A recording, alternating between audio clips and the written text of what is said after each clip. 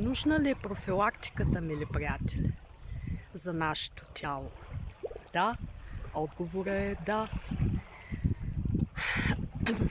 Много е важно да заложим на профилактиката.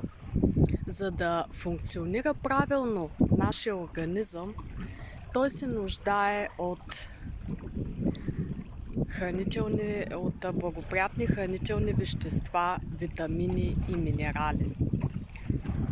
И тъй като храната, която консумираме днес, е пълна с ГМО, разни овкусители, подобрители, оцветители, затова е нужно да добавяме супер храни и хранителни добавки към нашето меню.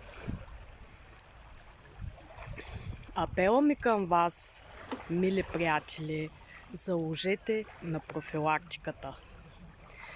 За повече информация относно супер храни и хранителни добавки ме последвайте в групата ми Здраве и спокойствие в капсула с Ваня Стоянова.